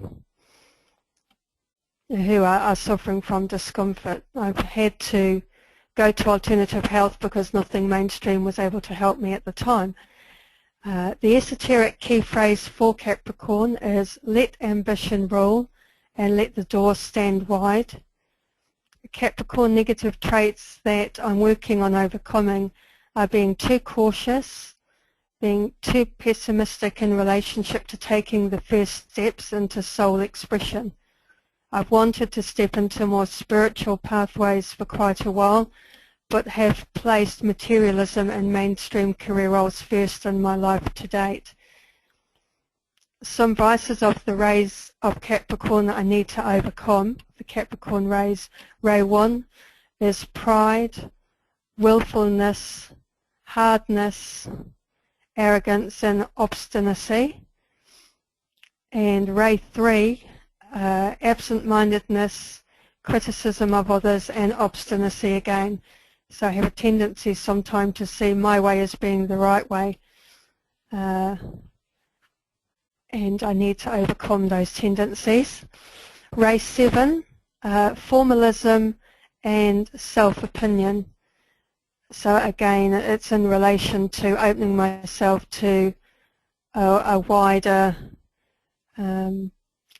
group orientation and working with people. I'm learning to overcome these by utilizing Capricorn positive traits, which include becoming more disciplined, being more patient, gaining more practical skills through study, and ambition and spiritual direction to work for the good of all in unity with people, with groups. The esoteric key phrase for Capricorn is lost I am in light supernal, yet on that light I turn my back. I'm strengthening my qualities through having more patience, a devotion to helping all, seeing a unity of purpose for all, becoming more gentle and less aggressive, becoming more focused and accurate with details, gaining clarity and releasing criticism, becoming more group focused and having less of a need to isolate myself. The higher expressions of the rays of Capricorn are Ray 1, patience, tolerance, sympathy, humility and tenderness. Ray 3, devotion, accuracy, common sense, energy, sympathy and tolerance, sincerity of purpose, a capacity for concentration on philosophic studies. And Ray 7 is a realization of unity, wide-mindedness, tolerance, humility, gentleness and love and self-reliance. As I become less materialistically ambitious, I find myself moving to deeper soul and energy work through the combined focus of the work at Unity that I'm doing and the reflexology healing work, and beginning to network with like-minded healers and working within a heart-centered ministerial assistant work at Unity, which is a group-centered organisation. Focus there is no desire to control others, a lot of humility and tenderness in assisting others with love and support to find their own spiritual pathways. The esoteric and exoteric planetary rulers of Capricorn are Saturn. This rules the career of man, whether on the ordinary wheel or on the path. Can seem to be restrictive, forming set boundaries for the ordinary man. It is a recorder of karma, tracking both good and bad karma as an influence of the third ray of intelligent activity works out. When individuals upon the path recognizes Saturn as the esoteric rule of Capricorn, when an individual is upon the path, they realize that it is also a planet of opportunity and not just restrictive. Then one can begin to consciously work with the third ray's energy in more positive ways. Eventually Saturn work is complete and the disciple is freed from karma and no longer needs to incarnate, but continues to do so to provide intelligent activity for the betterment of all humanity. For me, initially I used to find my workplaces quite restrictive. I'd enjoy them for a while and then get bored. Money was always good, and that had always been my focus, to earn a good wage. I came from a working class background, so this was always quite a priority. It did help me, however, to mature and become more responsible through my work. As I move into more soul-infused work, I'm able to work more consciously in a way that is for the betterment of all, and I certainly feel much more freer in the work I can do now. The current job also was more of a conscious choice in the sense of being a more soul-aligned choice than previous work, which I felt was much more lower materialistically chosen. Through opportunities, Saturn gives us balance, and we can reach a place where conscious choice becomes an actual possibility. My sun sign is in the 7th house, is Leo. The sun in Leo, the personality, lower exoteric key phrase is "Let other forms exist. I rule because I am." Leo's prime theme is activity of self-conscious relation to the environment or development of a sensitive response to surrounding impacts. Learning to coordinate our physical, emotional and mental vehicles by experiencing all we can of the form life. We can then coordinate lower vehicles into the personality, a new vehicle, where we can be capable of catching glimpses of a higher purpose that will eventually free us from dependency on the illusion of the form life. I'm working on overcoming being too headstrong, egotistical, dominating, impatient and arrogant. The expression of Leo 5th ray energy registers through concrete knowledge that he is not in reality the center of his universe. He emerges from self-centered ego through application of self-will via Leo's other ray, which is the 1st ray. I was very conscious at a younger age of my self-image and oversensitive to that until I began my social psychology degree, which then turned me towards helping others and being less focused on myself. From time to time, I need to work on the following vices of Ray 1: willfulness and anger if I become impatient, and Ray 5, irreverence or narrowness of point of view when I don't understand someone's motivations. The esoteric keynote of Leo, the higher keynote, is I am that, and that am I. Here we move from the self-centered individual who was once an isolated self through arrogance and need to dominate their own environment to having relationships built on kindness, truthfulness and loyalty, a recognition of being a brother alongside others and not the one who knows it all and can do it all alone. I began listening to the guiding voice within and began the pathway of service working alongside others. The Leo positive traits for me to cultivate are kindness, a big heart, optimism, truthfulness and loyalty.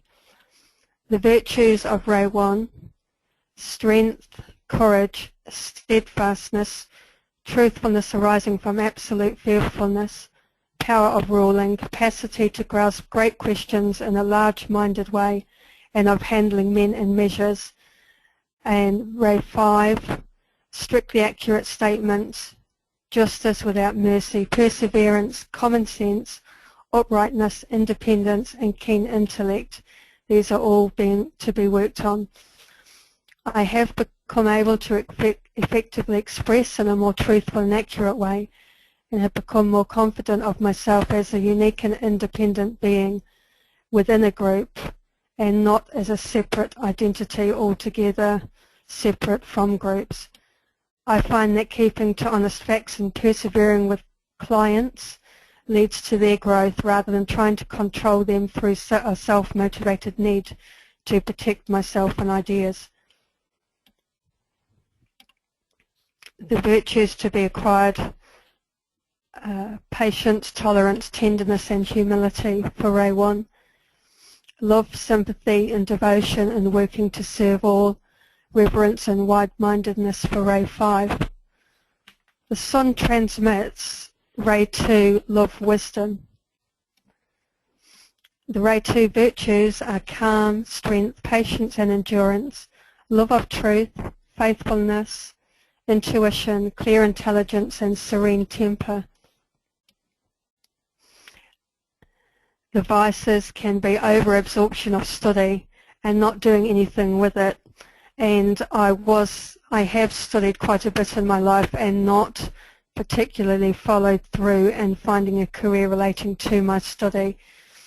I'm beginning to do that now. The Sun esoterically veils Neptune, Ray 6 aspirational energy. Neptune emerges from behind the veil and is increasingly sensitive to the soul as the conditioning factor, replacing the sensitivity to the environing world as the old conditioning factor. Emotional desire can be transmuted into love and aspiration and a dedication to the soul. The entire emotional or sensitive nature becomes more responsive to energies coming from Neptune, the heart of the Sun. Neptune guides soul alignment with personality, 9th house is Scorpio. Neptune house and aspects are where to pursue the spiritual quest, to spiritualize morals and beliefs, to be more inclusive, goodness and kindness, different cultures and religions. I've always been interested in different cultures and different religions throughout my life, and the new job that I have at Unity, I'm particularly learning to work in a more inclusive way where spiritual values are more to the fore than anywhere that I've ever worked before.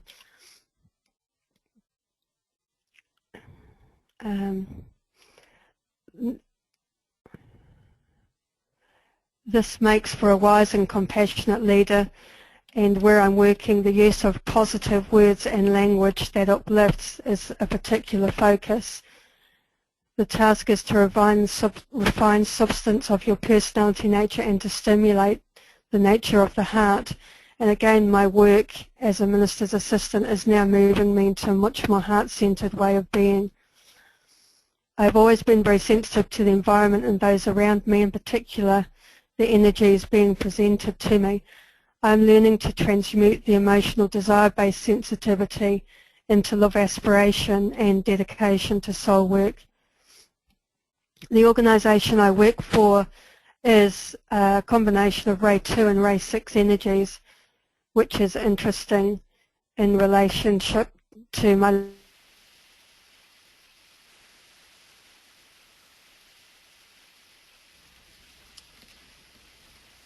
Tracy, we just lost you.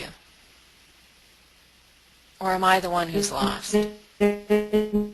Hold it. How to make my personality traits more effective to Tracy, hold on just 1 second. We just lost you for a minute.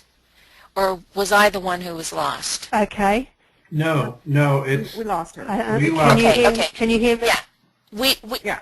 Yeah, okay, we lost you for a few minutes. You were talking about the new organization that you work for being Ray 2 and Ray 6 combo, and that's when we lost you. Yes. Okay. Yep. So it is that organisation which is helping me to learn how to make my personality traits more effective in cultivating my soul expression. I can also get quite frustrated with myself if I feel that I'm not doing something perfectly straight away, particularly in relation to detail. This can lead to challenges in my workplace and expectations I place on myself and others in relation to patients. And also in my studies, I can sometimes want to not complete something if it doesn't seem to be working out in the way I expected. And I feel that this can affect group structure if you don't have the virtues of the Ray 1 of strength, courage and steadfastness.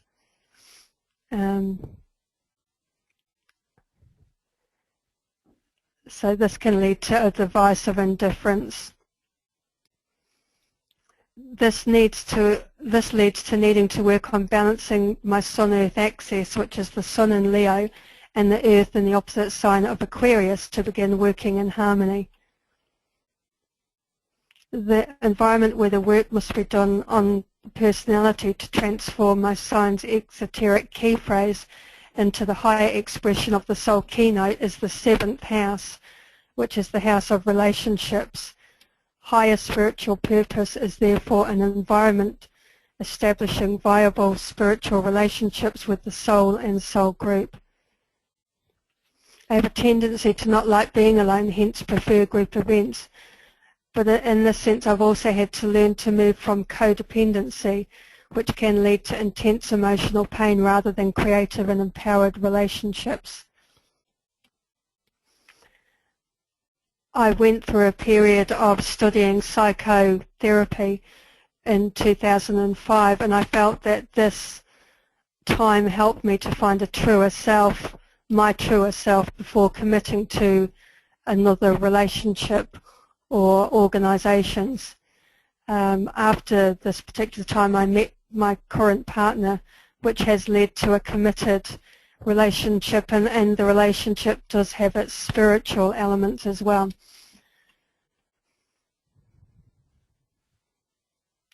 Also being able to merge the will with the group through legal processes, diplomacy, counselling or negotiation for the greater good.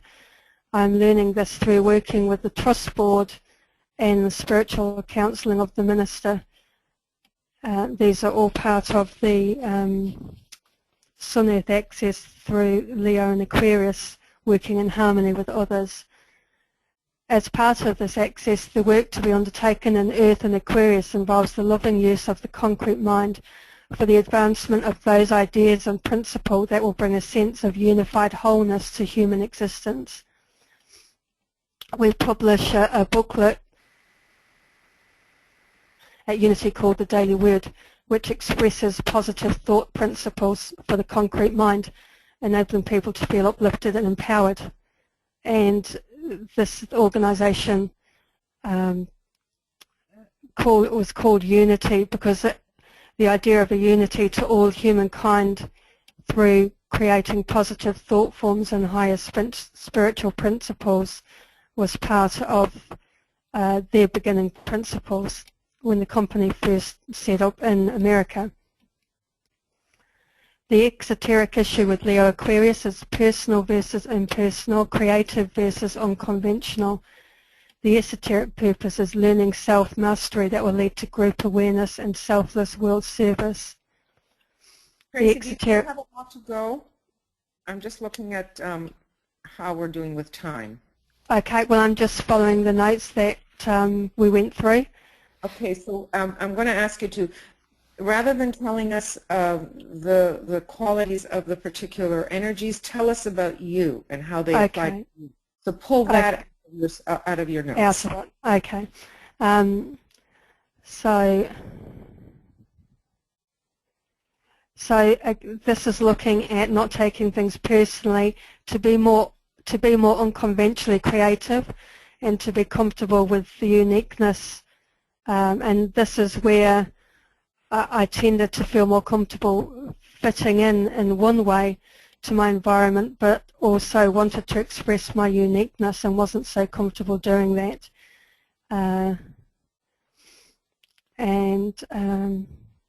So I'll just skip through some of this, BL, I think, because I can see that we're running out of time. We're running over. We're running late, so sorry. Yeah.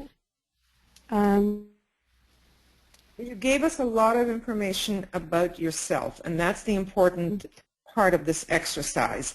By now, most of us know the qualities of the various signs, the qualities of the various rays, so we kind of know that. So it's important to, apply it to oneself, and how does that apply to you, kind of thing. So you've done a fairly good analysis of yourself. I'm glad that this exercise has helped you really hone in on your own growth and your own situation. So I don't want to cut you short. Is there anything else that you still want to add about yourself in relation to this chart? I don't, other than the moon in Pisces being quite sensitive, that was the last bit really, and that I've always found it quite easy to use my imagination and intuition through meditation, and that has helped with the work I'm now doing. But I think that's good. That's all good. Thank you. And that's excellent, and you really shared a lot about yourself, and so we appreciate your openness, your honesty, and your self-observation, because this is what this whole purpose is to get to know ourselves a little bit better. I doubt that most of us, we want to become astrologers. We really want to be able to look at a chart and be able to understand ourselves and maybe our family. So let's work with what you just said. When I look at your chart, okay, this is for everybody to note. When I look at your chart, I don't see any squares. I mean, we look at your chart and all we see trines. As a matter of fact, you have a grand trine in water. We have Cancer. We have Scorpio. We have Pisces. So this feeds into what you just said, being intuitive, having great imagination, being very sensitive. Like, this is the sign, the signature of someone who is very intuitive or even psychic. I don't know if that applies to you, but this certainly is a signature of such. Then we have all these sextiles. There are no squares. So we would think by looking at this, wow, what an easy life. Right? The soul has such an interesting way of making us grow and learn. And in your situation, I will point out how it has done that for you. Okay. So you've got Capricorn rising. We start with your rising sign. And as you pointed out, its ruler is Saturn. And Saturn is both exoteric, esoteric, and even hierarchical ruler. So it's a very important planet for you. And it is retrograde. We talked about retrograde, right? It's retrograde. So Saturn normally creates boundaries. Saturn usually is restrictive. It creates limitations. It's discipline. But it's retrograde. Being retrograde, it doesn't behave the way it normally would. It's slowed down a little bit. You know, it doesn't have those same qualities as potent as they would be if they weren't retrograde. Then it finds itself in Pisces. Pisces is all about water, and one can actually drown in Pisces. Your moon is there. So that Piscean energy, we usually say with Pisces there are no boundaries. One doesn't know their boundaries. Well, that restrictive quality that Saturn would normally have is kind of drowning a little bit in Pisces. Do you see what I mean? So it's Yes, almost like, yeah. it's almost contradictory to what the Saturn energy would normally do. Then Saturn we even say is a mental planet. And that mental planet that would allow you to structure, to create the structures that you need, is kind of washed. It's kind of, it becomes amorphous. It becomes loose. It doesn't allow you to create those structures that you normally would want to create with Saturn. Does that make sense? I'm losing the words I normally would want to say. And then your moon is there, so your natural sensitivity is there. And growing up, you probably didn't have those boundaries that one needs, and would be very, very impacted by energies all around you, and probably still are impacted by energies all around you. Yes. And then you have Chiron, smack dab in the middle between your moon and your Saturn.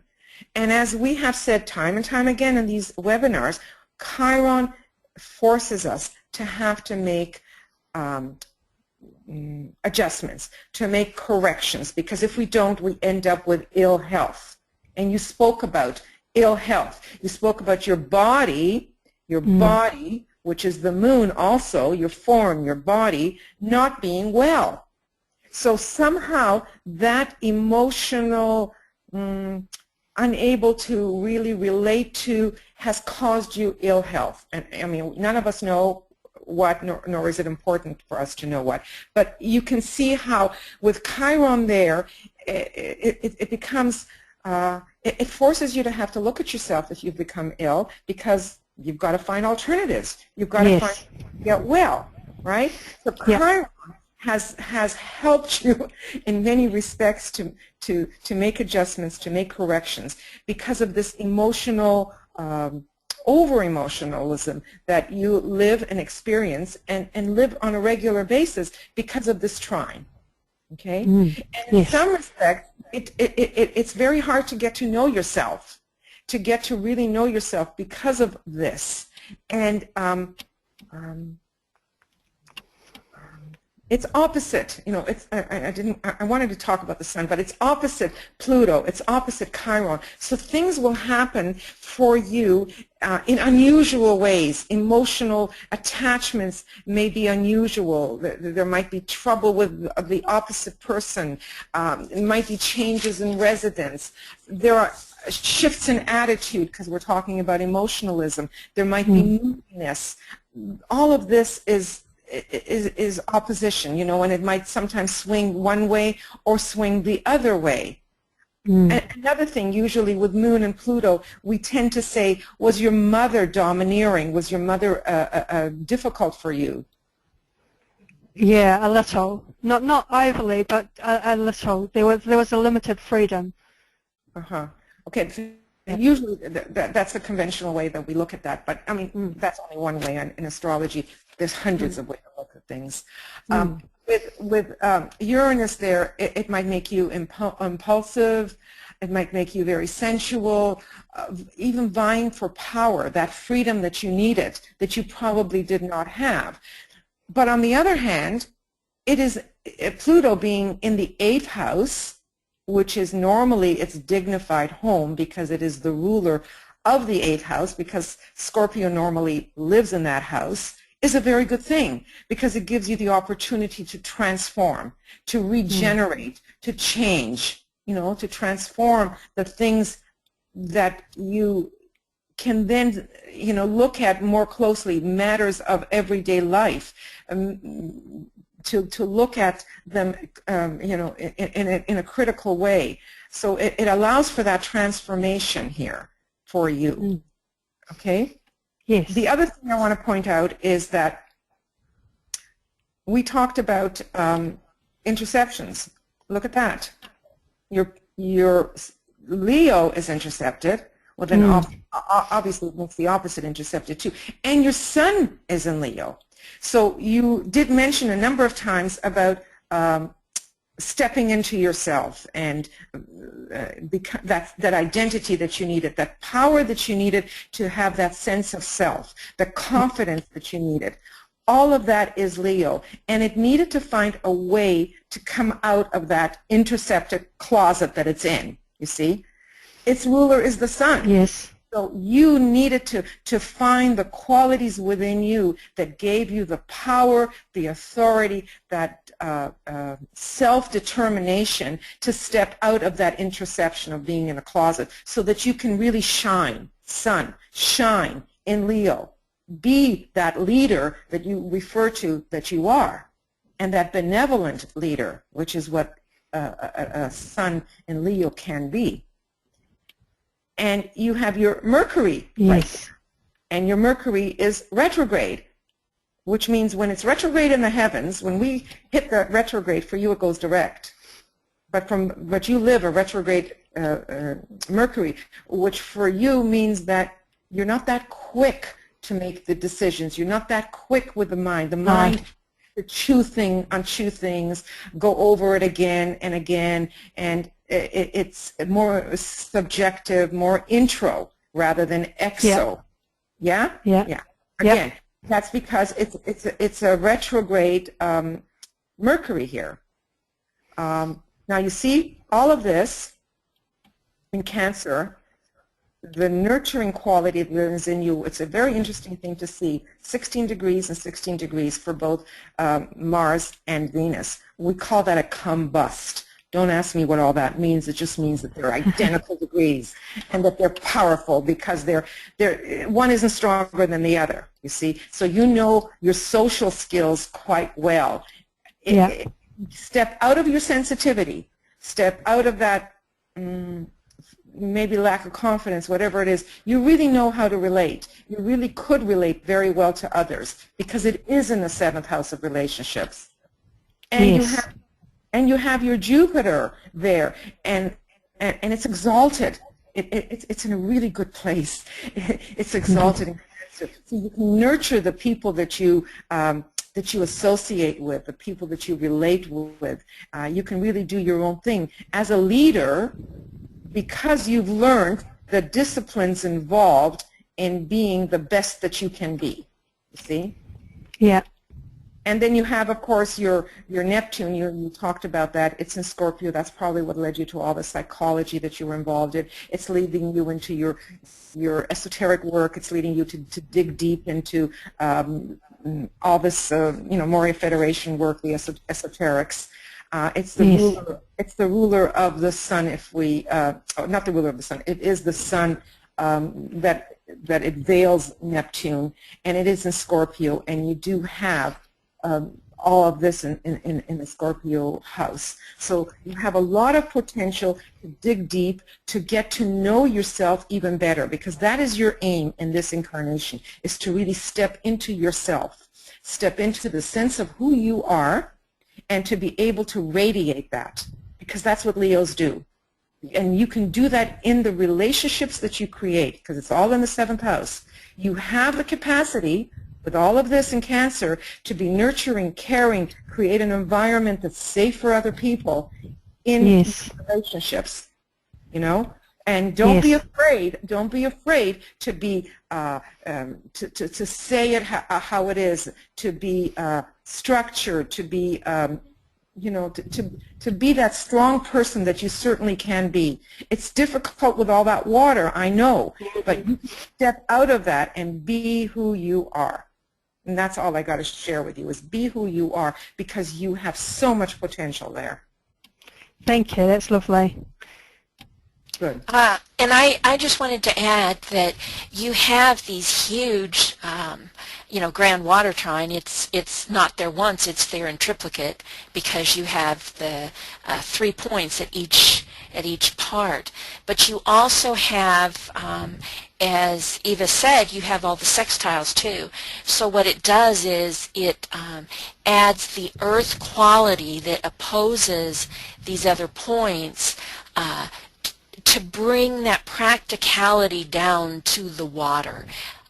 It's like what you were describing with taking your personality quirks and how you're expressing now the soul version of that. This is going to help you do that through the practicality with the the Pluto and Uranus in Virgo opposite your Pisces, and then you're missing the Cancer point. So you've got the kite here for this angle, and you've got the kite down here for this angle here, with the North Node in Taurus giving you that illumination, the practicality to work with the Scorpio planets.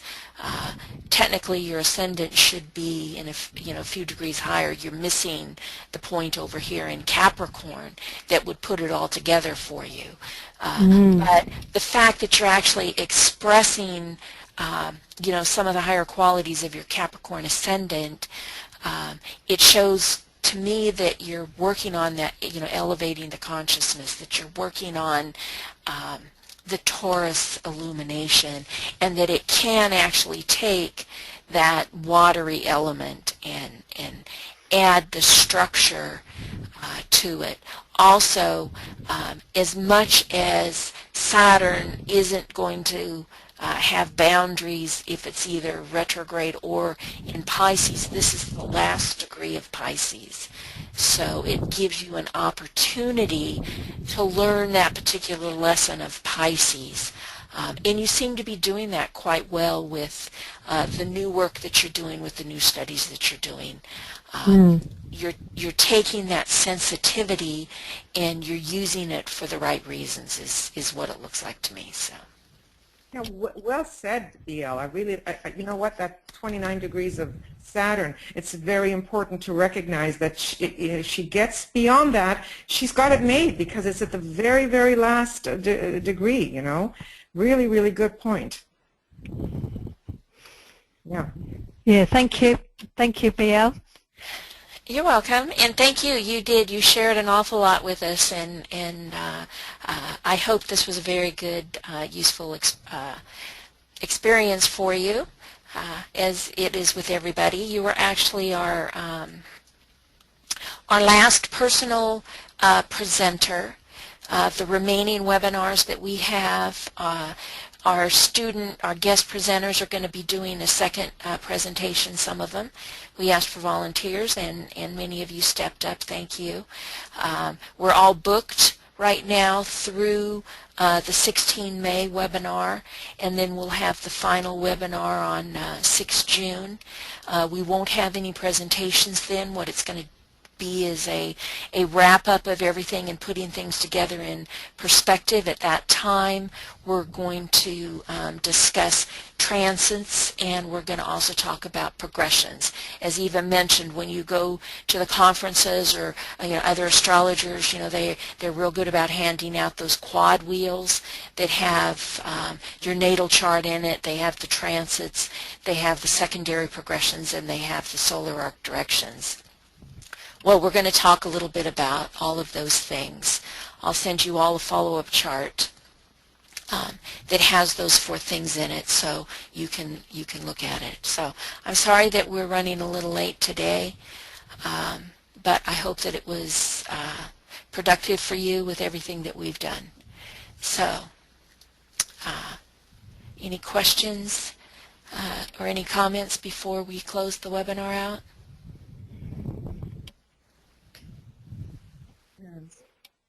I don't see any hands or anything. So thank you all for sticking with us.